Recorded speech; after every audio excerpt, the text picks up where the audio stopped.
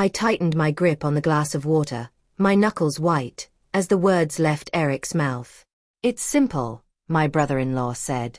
You need to sell that car collection and put the money into something useful for the family. He leaned back in his chair like a king giving orders. My sister, Natalie, sat beside him, nodding along with every word. The nerve of it. My collection wasn't just cars, it was years of sweat, work, and pride. 10 restored classics sat in my garage, each tied to a memory, a piece of my life. My kids, Liam and Sophie, glanced at me nervously, sensing the tension. I'm only 30, but those cars were my heartbeat, built with every spare dollar and every late night in the garage. Eric's smug grin stretched wider when I didn't answer right away. He thought I would cave like always. What he didn't know was that 2 weeks earlier, I had already signed over ownership of the collection, to Liam and Sophie. The ambush wasn't subtle. Eric had planned it. The setting gave him away. Natalie's dining room was arranged like some grand council, with her and Eric at one end, me in the middle, and my kids awkwardly off to the side. Plates of untouched food cooled between us. Eric leaned forward, tapping the table with his thick finger. Do you realize what those cars are worth? Hundreds of thousands. Just sitting there, gathering dust. You could sell them and help pay off everyone's debts. Everyone's debts. The words hung heavy in the air. He didn't mean mine. I had none. He meant his. His so-called consulting business had been circling the drain for years. I looked at him, his tailored suit bought on credit, his flashy watch gleaming under the light. A man drowning in debt, demanding my lifeboat. Liam clenched his jaw. He knew those cars weren't just machines, they were our family's story. Eric thought I'd roll over. He didn't know the papers had already been signed. Eric, I said finally, breaking the silence, I'm not selling my cars. His smile faltered. Natalie gasped softly, as though I had broken some sacred rule. Eric's eyes narrowed. Not selling? You can't be serious. This is about family. About responsibility. He always used that word, responsibility, but it meant sacrifice yourself for me. I stayed calm, but inside I was boiling. We should at least talk about it, Natalie whispered, not meeting my eyes. That stung, but I couldn't blame her. Eric had a way of twisting guilt until it strangled. I set my fork down, my voice steady. The cars aren't for sale. End of discussion. Eric chuckled, a low, mocking sound. We'll see, he said, as though my word meant nothing. He leaned back, but the look in his eyes promised this wasn't over. He thought he could push me until I bent. What he didn't know was that the game had already changed. The collection wasn't mine to sell anymore. The rest of the dinner was stiff, poisoned by Eric's glare. He pushed food around his plate, pretending to listen to small talk, but every so often his eyes darted to me, sharp and calculating. Natalie kept making digs. Some people don't understand family sacrifice. Her fork clinking against a wine glass each time. Liam and Sophie looked miserable. I tried to ease the tension, but inside, my thoughts churned. I had kept the transfer secret. Not even Natalie knew. It wasn't about hiding from her, it was about protecting myself and my kids. If she knew, Eric would wring it out of her with guilt and pressure. No, this was my card to play, and I would choose when to reveal it. After dinner, as we walked to the car, Liam muttered, "Mom, he can't touch them, right?" His eyes burned with anger. I put a hand on his shoulder. Don't worry. Those cars are already yours and Sophie's. His eyes widened. For the first time that evening, he smiled. Back home, I sat in the garage, staring at the polished chrome lined up under the soft yellow lights. 10 cars, each gleaming like a jewel. The '67 Mustang, the first one I ever restored with my own 2 hands. The '54 Chevy Bel Air, bought after Sophie was born, her tiny hand once wrapped around the gearshift as we sat in the driveway. The '72 Porsche, Liam's favorite, the one he begged to help wax every summer. These weren't just cars. They were stories, milestones, Proof of a life built piece by piece. I leaned against the workbench, the legal documents tucked safely in the locked drawer beneath me. The ink was dry, the signatures complete. Ownership had passed. Whatever storm Eric tried to stir, it would break on this wall of paper and law. I heard the door creak and Sophie stepped in, her face tired. "You could have handled it differently," she said softly. "Maybe," I admitted, "but I handled it the way I had to." The next morning, I woke up to 3 missed calls from Natalie. I didn't bother calling back. I knew it wasn't her voice I'd hear, it was Eric's, coaching her from the sidelines. I went about my day as usual. Breakfast with Liam and Sophie, school drop-off, then a long shift at the design firm where I worked. But I couldn't shake the sour taste left by last night. I replayed Eric's words in my head. "You need to sell that collection," like it was his to decide. Around noon, my phone buzzed again. This time, a message. "Kayla, please be reasonable. Eric is only trying to help. We can't keep carrying this alone." Carrying what alone? Their mountain of debt? Their reckless spending? I shoved the phone back into my bag, my jaw set. No. I wasn't playing their game. Not this time. By the time I picked up Liam and Sophie from school, Eric had posted a picture on social media. A grinning selfie in front of some flashy rental sports car. The caption read, "Some people don't know how to use money wisely. Luxury shouldn't rot in a garage, it should be shared." My stomach tightened. It wasn't subtle. He was baiting me publicly now. Liam saw the post before I could hide it. "He's talking about you, Mom," he muttered angrily. Sophie, only 12, frowned. "Why does Uncle Eric hate us?" I pulled the car over, turned to face them both. "He doesn't hate us. He just doesn't understand what's ours isn't his. But I promise you this, he can't touch the cars. They're safe." Their shoulders relaxed a little, but inside, I felt my blood burn. Eric had drawn first blood. 2 days later, Natalie showed up unannounced at my house. She stood in the doorway, eyes wide, voice pitched high with desperation. "Kayla, please. Just think about it. Eric is under so much pressure right now. The bank is threatening to take the house. His business," I cut her off. "His business was a gamble. He made choices. Don't drag me into it." She flinched, like I'd slapped her. "But you have the cars. That's real money. You could solve everything." I stepped aside, letting her into the living room, but my tone stayed cold. "Those cars aren't mine anymore." Her head jerked up, eyes sharp. "What do you mean?" My lips pressed shut. I had said too much. Natalie studied me, suspicion flickering in her gaze. "Kayla, what did you do?" I stayed silent. She left soon after, but the question hung in the air like smoke. That night, after Liam and Sophie went to bed, I sat alone in the garage again. The cars gleamed under the lights, quiet and loyal. I thought about what Natalie had said, the bank, the house, the pressure. A part of me almost felt sorry for her. She had tied her life to a man who burned money like kindling. But pity didn't erase reality. My responsibility was to my kids, not to bail out Eric's arrogance. The transfer papers rested in the drawer beside me, the ink sharp and final. I traced my fingers over the metal of the Mustang's hood, the cool surface grounding me. I whispered into the quiet. "He won't take you. He can't." But even as I said it, I felt unease creeping in. Eric wouldn't give up. He was the kind of man who mistook boundaries for invitations to push harder. The following weekend, the storm broke. I was in the driveway, wiping down the Porsche, when Eric's SUV pulled up, engine growling like a threat. He climbed out, sunglasses perched on his head, smirk painted across his face. "Kayla," he called, too loudly, like a showman. "We need to talk." I straightened, rag in hand. "There's nothing to talk about." He stepped closer, lowering his voice. "Don't play games. I know you've been making moves with those cars. Natalie told me enough.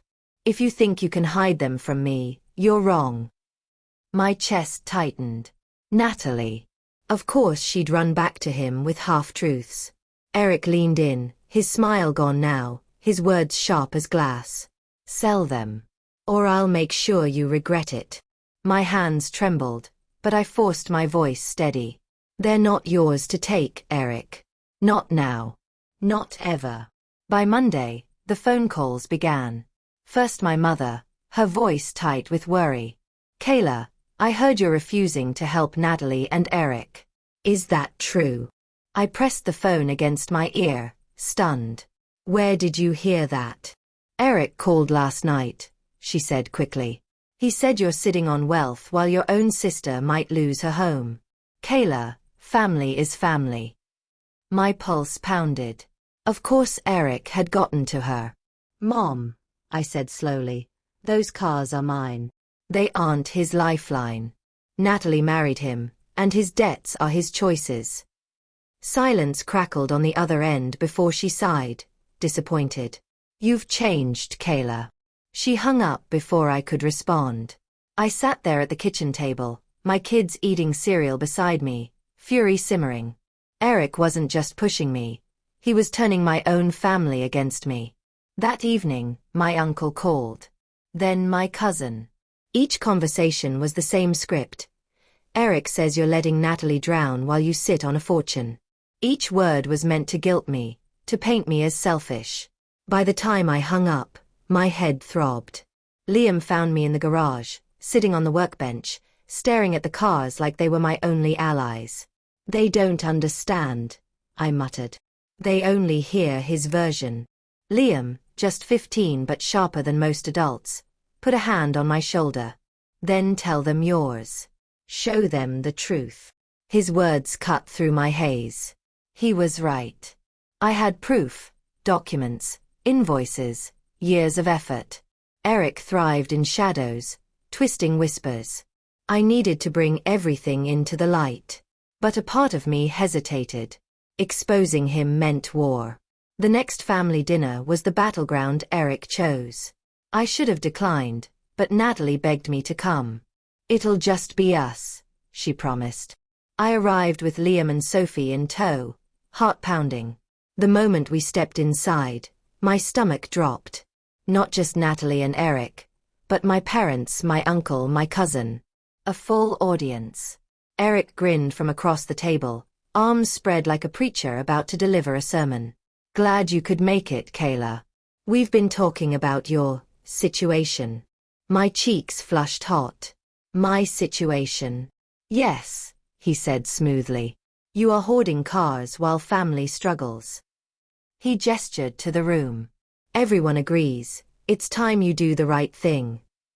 The room buzzed with nods. My hands trembled, but I pulled a folder from my bag. If Eric wanted a show, I'd give him one. I laid out the papers on the table. Titles, invoices, bank statements. My voice didn't shake as I spoke. These cars aren't toys. They are the result of years of work. And they aren't mine anymore. Gasps rippled around the table. Eric leaned forward, eyes narrowing. What do you mean they aren't yours? I looked straight at him. Because I signed them over to Liam and Sophie. They own them now. Legally. Natalie covered her mouth with her hand. My parents stared at the documents in disbelief. Eric's face reddened, his jaw tightening. You did this on purpose, he spat. To spite me. I met his fury head-on. No. I did it to protect what's mine from people who think they're entitled to it. The room fell silent, the weight of my words pressing down like a hammer. For the first time, Eric didn't have a ready comeback. But silence never lasted long with Eric. He pushed back from the table, pacing, his voice rising. This is madness. You're hiding money behind your kids. You're teaching them to be selfish. His finger jabbed toward Liam and Sophie, who sat frozen beside me. You're corrupting them. I stood, my chair scraping loudly. No, Eric. I'm teaching them to stand up for themselves. To protect what's theirs. Something you never learned. His face twisted, ugly with rage. He turned to my parents. You see. She's poisoning them. She's destroying this family. My mother looked torn, my father's mouth a hard line. No one rushed to his defense this time. Liam cleared his throat softly and said, Uncle Eric, you don't scare us. The words hung in the air, fragile but powerful. Eric's eyes flicked to him, and for a moment, just a moment, he looked shaken. The fallout from that dinner spread faster than I expected. 2 days later, my boss called me into his office. He closed the door, looking uncomfortable. Kayla, I've been hearing things. People are saying you're sitting on wealth while refusing to help your own family. That you're greedy. My throat went dry. Eric. Who else could it be? I forced my voice steady. Sir, with all respect, my personal life is being twisted. My cars are legally my kids' property now. I've worked hard for everything I own. He nodded, but doubt lingered in his eyes. I believe you, but you should know how rumors spread. Protect your reputation. I walked out shaken. Eric wasn't satisfied poisoning family. He wanted to smear me everywhere. And if he thought shame would break me, he was about to learn I had thicker skin than he imagined. That weekend, flyers appeared on my street. Cheaply printed sheets with bold letters. Kayla James sits on millions while her own family starves. My heart hammered as I pulled one from my neighbor's fence. Liam stormed out of the house, holding another flyer. He's crazy, Mom. He's actually crazy. Sophie clutched my arm, her eyes wide. What if people believe it? I swallowed hard. Fear prickled at the edges of my resolve, but anger burned hotter. Eric was trying to humiliate me in front of the whole town. I gathered the flyers, ripping them to shreds. Let him shout lies, I said through clenched teeth. We'll answer with truth. My kids looked at me like I was unshakable, even though inside, I was trembling. Eric had declared war, and I couldn't let him win. On Monday, I marched into a lawyer's office. The man listened patiently as I laid out everything. The cars, the transfer of ownership, Eric's harassment, the smear campaign. He leafed through the documents I'd brought, nodding. Legally, you're in the clear.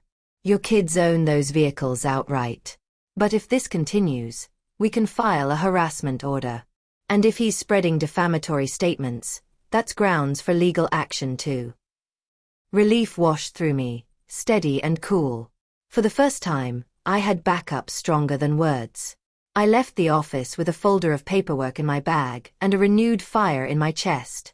Eric thought I was vulnerable, an easy target. He didn't realize I was already building walls higher than he could climb.